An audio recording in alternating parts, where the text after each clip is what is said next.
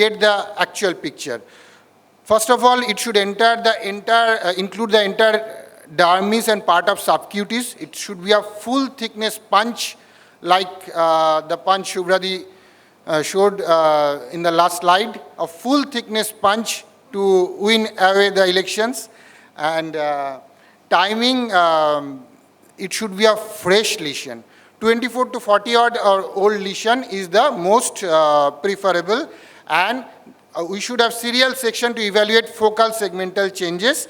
And for immunofluorescence, for DIF, perilesional skin should be biopsied, and it should be within a 8 to 24 hour span. But practically, biopsying a patient twice is not possible. So we can take a 24-hour-old lesion as a representative of both DIF and the morphology.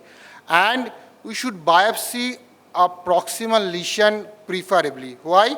Because in the distal and dependent areas of the body, like lower legs, etc., there is non-specific deposition of immune complexes which can alter our specific diagnosis and can give a false DIF representation. So, saying this, we go to the most common pattern of cutaneous vasculitis, which is LCV or leukocytoclastic vasculitis. 40% of them are idiopathic, others are drug-induced or caused by infection, collagen vascular diseases or connective tissue diseases, and neoplasm.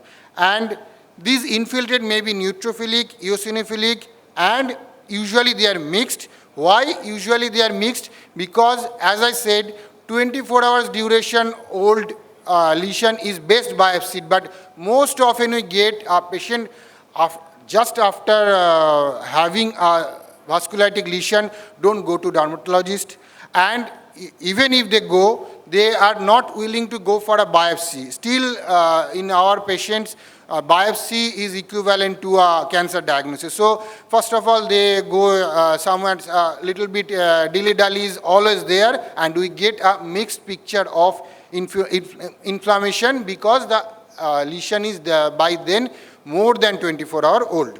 So, the vasculitis is most common in dependent areas of young adults and small children, and most common pattern is palpable purpura, but there can be arterial plaques, hemorrhagic vesicles, pustules, and small tender ulcers. And so, we should remember that post-capillary venules in the skin are the target area for vasculitis. So, what is the histomorphology? I'll show some pictures of our skin biopsy patients, but theoretically, angiocentric neutrophilic infiltrate is the most characteristic feature. Along with them, leukocytoclastia or nuclear dust of degenerating inflammatory cells. Eosinophils may be there, and there is fibrin deposits in vessel wall, and swelling and degeneration of endothelial cell may be there. RBC extravasation is a very characteristic and important point of cutaneous vasculitis. RBC should come outside the blood vessels in the dermis. And there may be dermal edema, may not be. Fibrin thrombi within the lumen, ischemic necrosis of epidermis.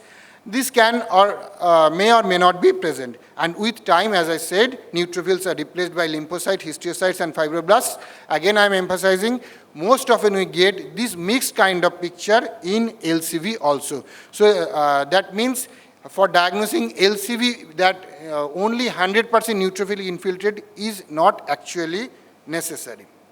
So what I said, leukocytoclastia accentuated around post-capillary venules. In higher power, there is this angiocentric pattern and angiodestructive pattern is characteristic of LCV. So, next is HSP or Henox-Conlin purpura. It is an idiopathic condition, it may be recurrent and self-limiting as well. Palpable purpuras are more characteristic, and young adults are mostly affected, and there may be arthralgia, abdominal pain, or renal involvement in the form of proteinuria or hematuria or both. And Histologically, the pattern is like LCV. So, DIF is necessary to diagnose IgA vasculitis or HSP. So, there is IgA deposition pattern in the DIF, which is necessary in case of clinically suspected HSP patients. Histomorphology alone cannot differentiate LCV with IgA vasculitis. Next is arterial vasculitis. They are also a pretty common condition among cutaneous vasculitis. So, what is the difference between arterial vasculitis and urticaria? Arterial vasculitis are usually 24 to 72 hours duration of the clinical presentation, and there is residual pigmentation even after the lesion goes. And for plain urticaria, simple urticaria, the lesions are less than 24-hour old and they heal without sequelae. So, in histomorphology, subtle features of LCV are there in arterial vasculitis. There is leukocytoclasia, there is RBC extravasation, and in pure form of urticaria, there is mild perivascular infiltrate, but vessel wall destruction is not prominent. Next is another form of vasculitis mimicker, which is insect bite hypersensitivity, also called papular urticaria. They are not usually biopsied, but they are biopsied when they are confused with LCV or HSP. And you can see there is a pandermal infiltrate. There is perivascular infiltrate also, but that is not specific. This is a pandermal, both perivascular and interstitial infiltrate, and eosinophils are predominant. So, this is the beauty or the difficulty in dermatopathology is the lesions which are clinically overlapping is overlapping in histomorphology also.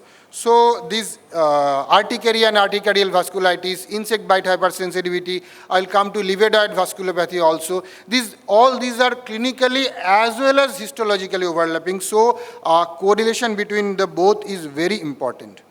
So, few medium vessel vasculitis, there are PAN, Kawasaki, as I already told, I will not elaborate them.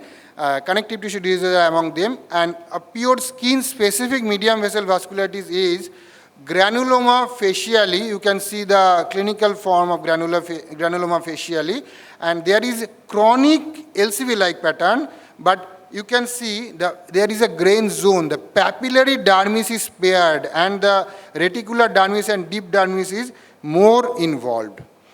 Next, granulomatous vasculitis. Granulomatous vasculitis are a pattern which is common for giant cell arteritis, sarcoidosis, inflammatory bowel disease, connective tissue disease, tuberculosis, everything, ANCA, associated vasculitis. And this is called vasculitis with granulomatous. Why? Because granulomatous vasculitis may be angiocentric granuloma itself, or it can be a neutrophilic vasculitis with a surrounding granuloma, with an adjacent granuloma. So, this is a lower power form and this is a high power form of granulomatous vasculitis. You can see an angiocentric infiltrate of epithelioid cells. Next is lymphocytic vasculitis. Lymphocytic vasculitis are very common, but we should carefully diagnose them because lymphocytic infiltrate around vessels is a very, very common and non-specific phenomena in skin biopsies. So, to call it a lymphocytic vasculitis, it must be either angiocentric or angiodestructive. Like in case of lymphoma and connective tissue disease, also there is angiocentric lymphocytic vasculitis. There can be a lichenoid pattern also, which is common in graft versus host disease or herpetic cause, and there may be endovasculitis like Kawasaki or Rogers, and there may be pigmented purpuric dermatosis where there is tight perivascular lymphocyte histiocytic infiltrate with RBC extravasation. Now, I'll come to pseudovasculitis. That means vasculitis mimickers. In hemorrhagic cutaneous diseases like amyloid, scurvy, there is hemorrhagic form, And in cyanotic infarctive cases, they all can also mimic vasculitis because the vessel wall is destroyed and there is thrombus and emboli in SLE. Already Shubhradi discussed in detail. And incidental vasculitis are those which are secondary to a primary different pathology.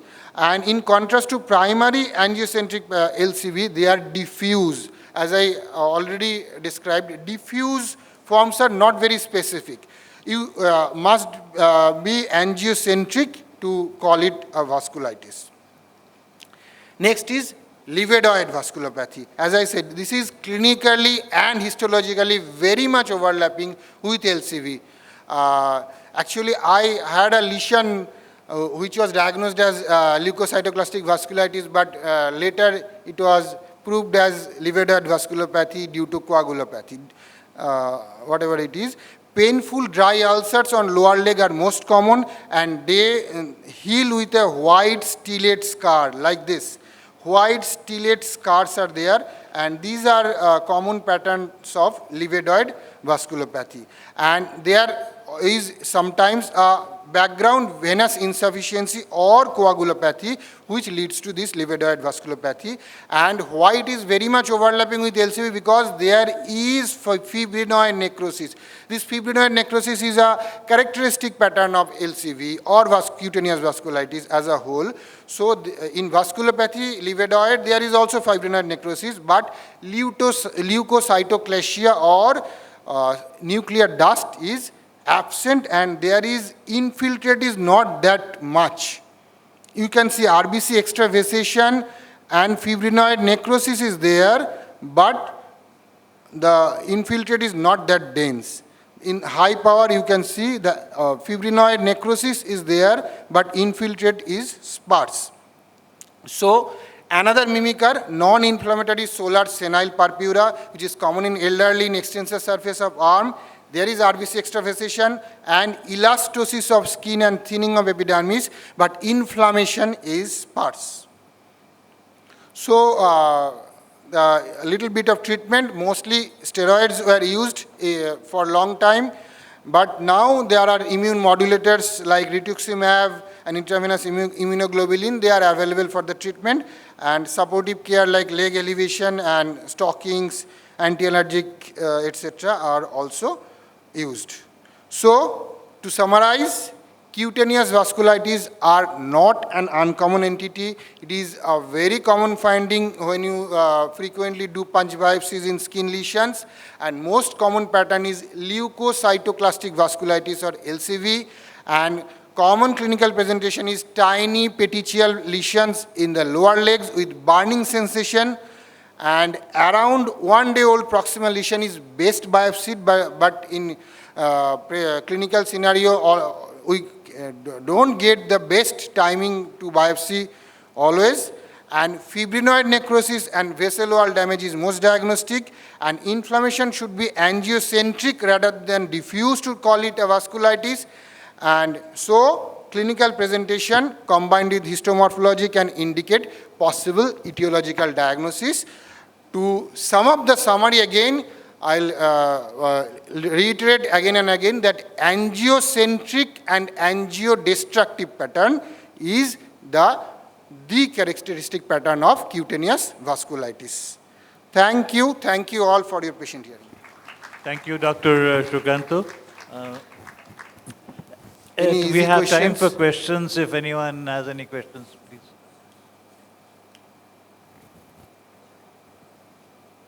There are none.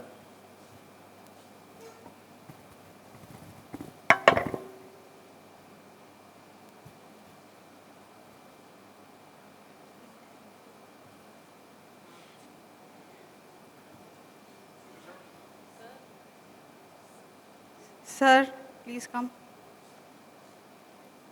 A big round of applause, please. Two very, very informative lectures to start off day 2 with a bang. Ma'am, please put the stole around sir's shoulders. Thank you so much.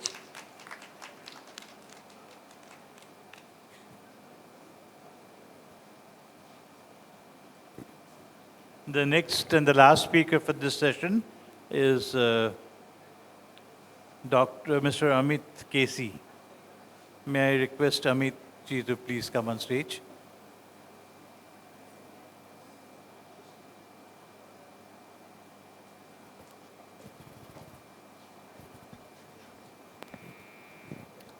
So, good morning, everyone.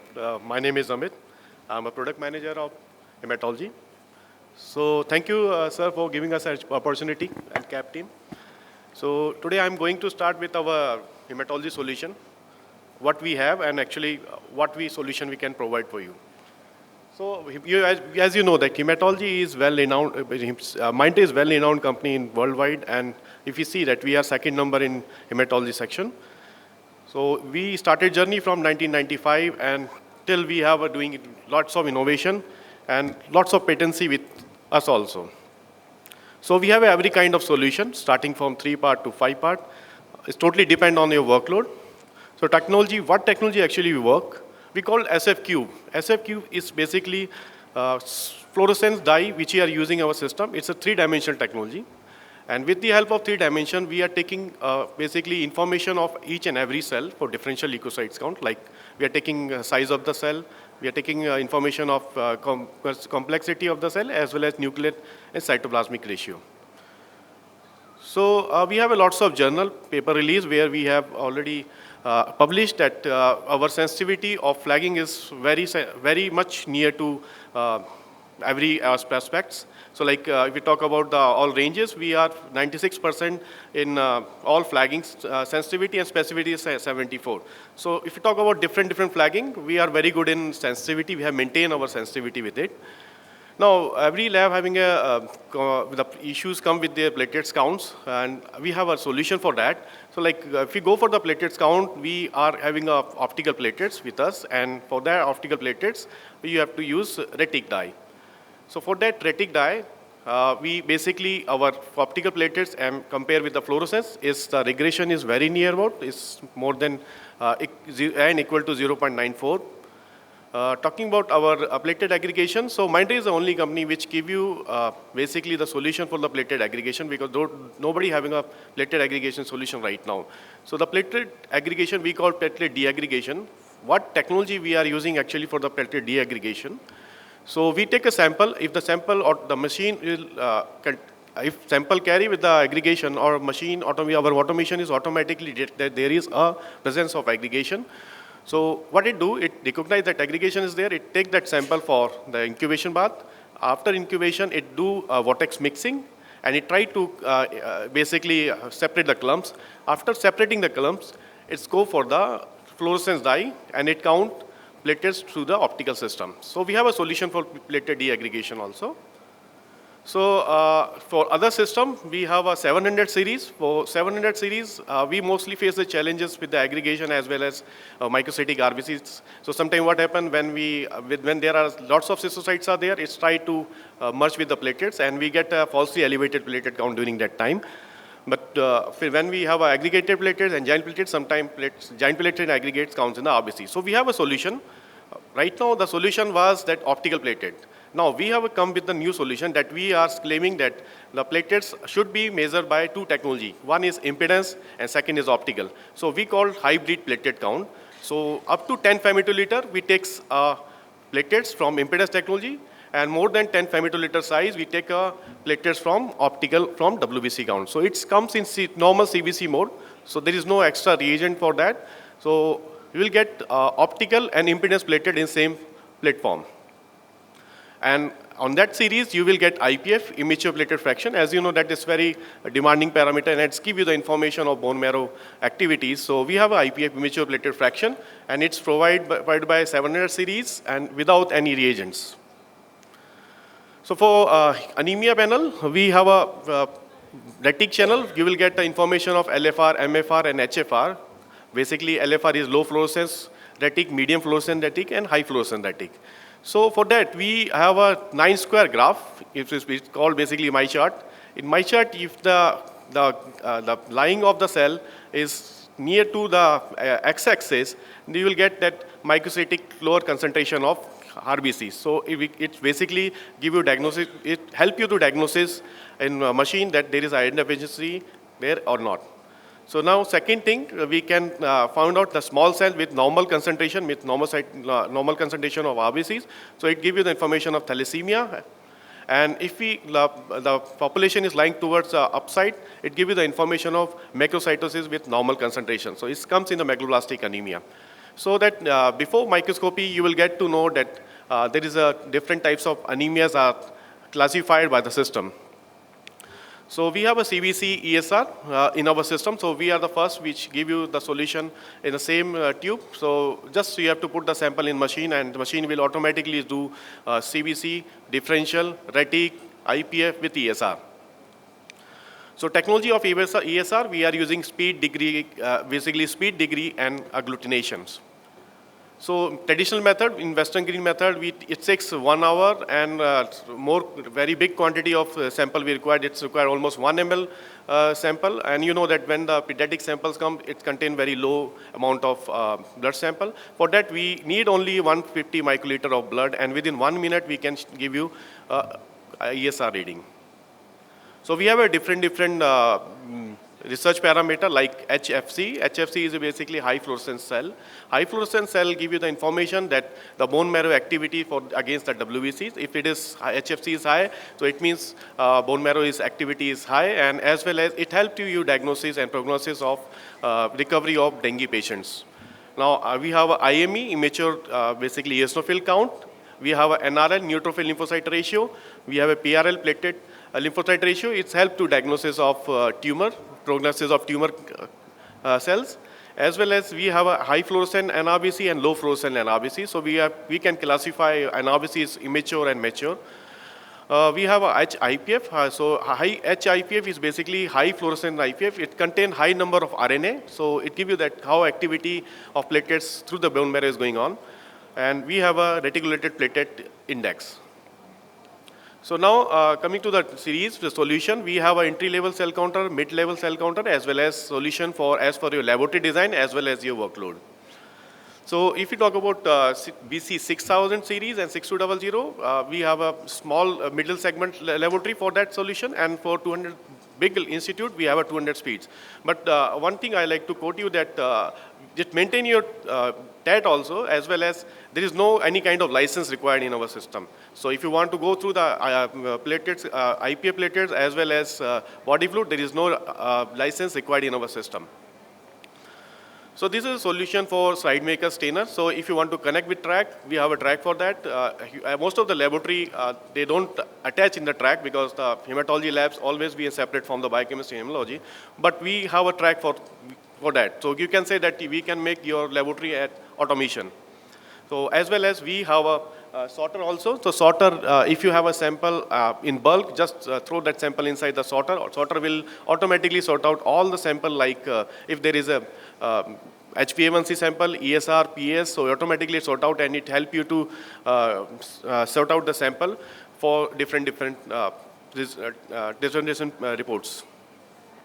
We have a lab expert. For lab expert, like we are giving a middleware. In middleware, we can share the upper machine screen to your monitor, and you can share up to 8 screen of your laboratory. So if you want to see any result, any scatter plot, any histogram in your screen, you can see it in your system.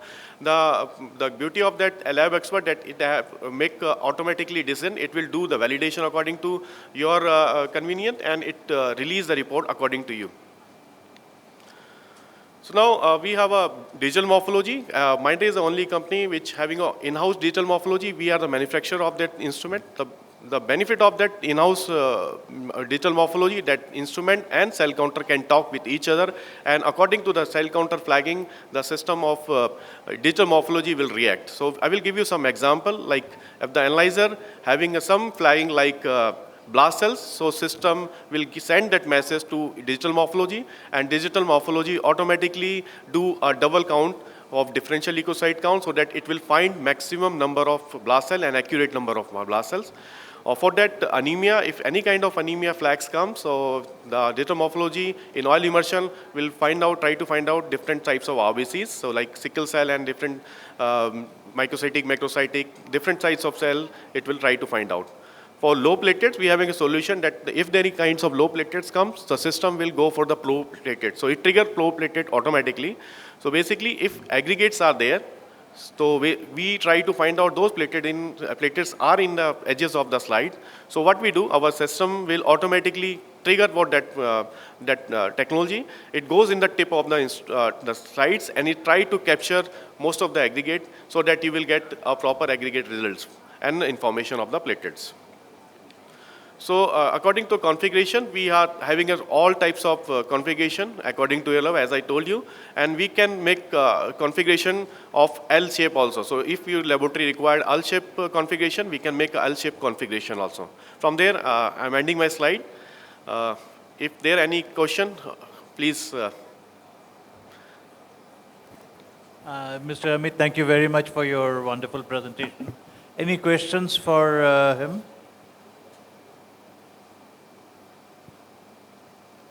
It's a total solution for the whole hematology lab, as I feel, because you are making everything on the same setup.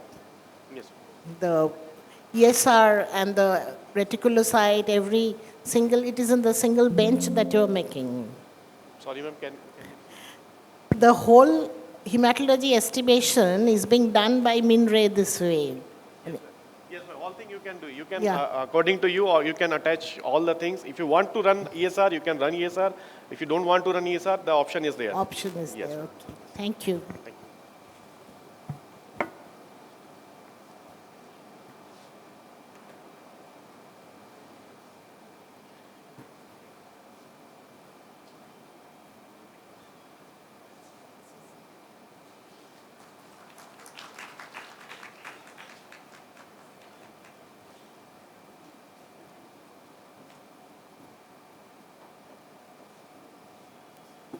I will request Konika Di to felicitate ma'am and sir.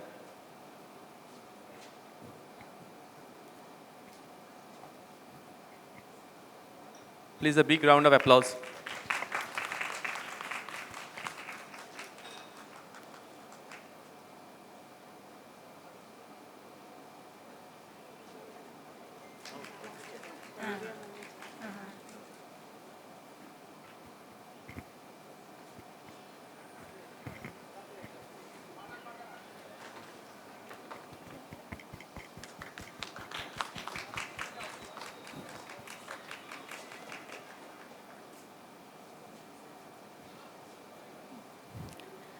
Thank you, sir. Thank you, ma'am.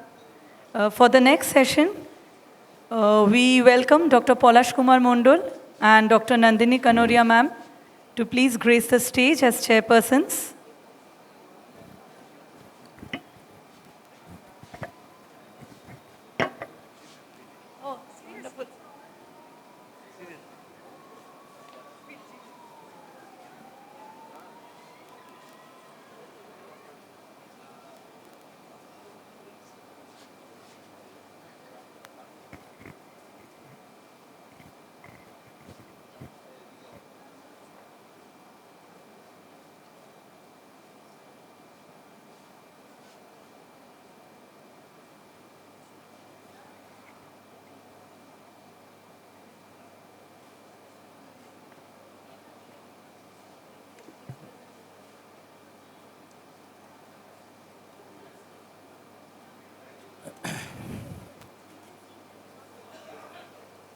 May I request our first speaker today in this session, Colonel Prashant Sengupta.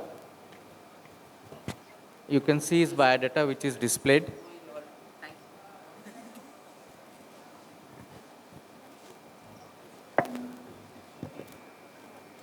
Pointer.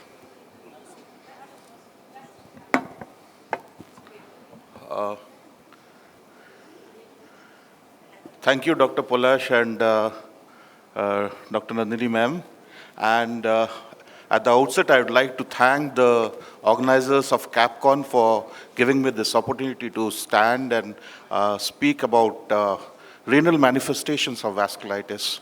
So kidneys, as you know, are easy targets in cases of vasculitis, and most of the vasculitis, they affect the kidneys, though not all, and sometimes they may be spared, but we find a plethora of manifestations whenever the kidneys, they are injured by vasculitis. So I'll be skipping some of the slides, as I think most of them, quite a few of them have been discussed yesterday and today morning also by Shubhra and Dr. Chakraborty. And vasculitis basically are a heterogeneous group of conditions characterized by inflammation and necrosis of blood vessels. A broad group of syndromes may result from this process, since any type, size, and location of the vessel may be involved. So various attempts have been made to create a classification for vasculitis, and most classifications are based on either the size of the vessels as per the Chapel Hill Convention, the histologic findings, or the ACR criteria of combining both the vessel size and the histologic findings. So this has already been flashed several times. I need not go into it. And as we know, the large vessel vasculitis, there may be Takeusis or GCA. Medium vessels are usually seen in polyarteritis nodosa and Kawasaki's disease. Small vessel vasculitis are the ones which are notorious to injure the kidney, and they are usually either ANCA-associated vasculitis, the microscopic polyangiitis, or the anti-GBM disease. And sometimes we can have IgA vasculitis in form of henoch-Schönlein purpura. Then we have variable vessel vasculitis like the Behçet's disease, Cogan syndrome, single organ vasculitis, vasculitis associated with systemic disease, lupus vasculitis, and I'll be showing all these cases as I proceed with my talk. Amongst the viruses, the most notorious virus that can cause vasculitis is the hepatitis C, followed by hepatitis B, and then we have been having in past syphilis-associated aortitis, which is not seen these days. So what is the genesis of this ANCA? How these vessels are damaged is that it may be because of any genetic predilection like the HLA, infections, or the environmental microparticles or the drugs, which can activate the complement, or they can directly activate the B and T lymphocytes. The T lymphocytes again cause the proliferation of the B lymphocytes, which modify into plasma cells, and then they secrete the antibodies which go and attack the prime neutrophils, which have the expression of their the MPO and PR3 on the surfaces, and then we have this anti-MPO and anti-PR3 formation, which goes and again attacks the vascular endothelial cells. And that is how the damage occurs, and there is extravasation of RBCs, there is fibrinoid necrosis, and all the changes that we see in the kidneys. So they usually manifest as RPGN. RPGN is a clinical syndrome and not a specific etiologic form of GN. And clinically, it's characterized by rapid and progressive loss of renal function with features of nephritic syndrome. So in all these nephritic syndromes, we should be very careful and we should analyze the patient properly for effects of vasculitis. The histologic picture is characteristically a crescentic glomerulonephritis, and these are produced in part by proliferation of the parietal epithelial cells, which may include the podocytes or the epithelial cells that lie in the Bowman's capsule, and also by the influx of inflammatory cells. So, as I've said, it's characterized by decrease in GFR, oliguria, anuria. Then there are features of glomerulonephritis. What, as pathologists, we should primarily check is do an urine RE. If we are finding RBCs, dysmorphic RBCs, erythrocyte casts, we should think of a vasculitis. And then we can have a biopsy with us. So this is how RPRF manifests. There may be a glomerular features, there may be tubular interstitial features with acute tubular injury, and there may be vascular features with HUS-TMA, atheroemboli, bilateral renal vein thrombosis, or even we can have cortical necrosis. So these are the spectrum of light microscopy. I'll be just rushing through the slides. So as I've mentioned that we find crescents in these cases, what are crescents? Crescents are basically proliferation of these parietal epithelial cells. They include the podocytes, the epithelial cells that line the Bowman's capsule, and we find that there is a lot of fibrinoid necrosis. So initially, it was 50% of the circumference, later reduced to 25% of the circumference of the glomerulus, and now the current consensus is that the crescent should be at least occupying 10% of the circumference of the glomerulus. So if you find a proliferation here in at least 10% of the circumference, we call it a crescent. So what are the different types of crescents that we see? In fact, this can give us a clue to the type of disease that we are dealing with. So this is a cellular crescent where we have more than 75% of the cells and the rest is all fibrin. Then we can have fibrocellular crescents where the cells decrease from 25 to 75% and there's more amount of fibrin, and later as they grow old, then we have fibrous crescents. So this is a past tense slide, and this is a Mason's trichome stain slide where we see the glomerular tuft has shrunken to one end and the Bowman's space is completely filled with fibrin and a few cells that's scattered. So this gives us a clue as to the age of this crescent. So as we all know, there are three different types of crescentic GN. Number one is linear deposits of IgG, which are seen in glomerular basement membrane anti-GBM disease. Type 2, granular deposits of immunoglobulin, that is the immune complex mediated, and type 3 is the ANCA associated. Then we can have some combos, like we can have type 4, combination of type 1 and 3, and type 5, which is ANCA negative renal vasculitis. Now these can cause a lot of problems to us while diagnosis. And the immunofluorescence comes to our rescue. This is a linear staining pattern along the capillary walls that we see in anti-GBM disease. This is type 1. This is type 2, where we have immune complex mediated vasculitis, where we find granular deposits of IgG or IgM along with complement, and these are seen in the mesangium and along the capillary walls. And this is ANCA associated or post-immune glomerulonephritis, where we don't find any immune deposits. So this, coming to anti-GBM disease, this was first discussed by, elaborated by Dr. Goodpasture in 1919, and then there have been several modifications in that. The syndrome was subsequently shown to be caused by an antibody response against antigens present in the glomerular basement membrane. So we can see a few clinical cases in this, and how it manifests is that, again, they present with crescents. So what is the antigen? So it is a non-collagenous one domain of the alpha-3 type 4 collagen. So we have antibodies to that.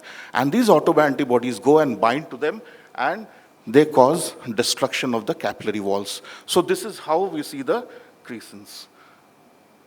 In this, what you can note is that the Bowman's capsule is not destroyed. It is intact. This is a PAS stain which highlights the Bowman's capsule, whereas the Bowman's capsule is usually destroyed in cases of post-immune. And once we do an immunofluorescence, we find a bright linear IgG deposit along the capillary wall, as if someone has dipped a paintbrush into a green color and painted the capillaries nicely on the outer surface. So that is the pattern which we get. And they usually have a flu-like illness. There's a history of cigarette smoking. And the problem comes when anti-GBM antibody may not be detected by ELISA, but that is limited to only 10% of the cases. So these are the various classifications of the Goodpasture syndrome. I'll just rush through it. The pathophysiology, as I've said, is that the antigen-antibody complexes, they can either get deposited along the epithelium, the subepithelium, or the subendothelium.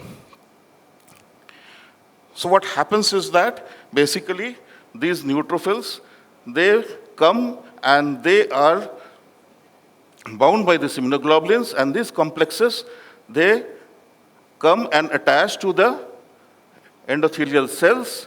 Then they release the cytokines and the reactive oxygen species, and this is how it causes destruction of the endothelial cell. So there is a vasculitis with release of RBC fibrin, and that is how the crescents are formed. So clinically, as we know, they can show diffuse pulmonary hemorrhage, as can be found out by an X-ray, and this is renal-wise, they present with oliguria or hematuria. So I'll show you one of my cases. We had a young soldier who presented with diffuse alveolar hemorrhage, and he was found to have anti-GBM antibody positive, and this is what we saw in the biopsy. We found that he is having a crescentic GN, so he was treated accordingly, and he survived subsequently. So what you find is that there is some amount of necrosis, some amount of thickening of capillary wall, and a proliferation of the visceral epithelial cells. So this is another slide. This is a silver stain which outlines the capillary walls, and we can find there is a proliferation of the epithelial cells along with extravasation of fibrin here. But mind you, this Bowman's capsule is absolutely intact. So immunofluorescence was done in this case, and as I have shown, it was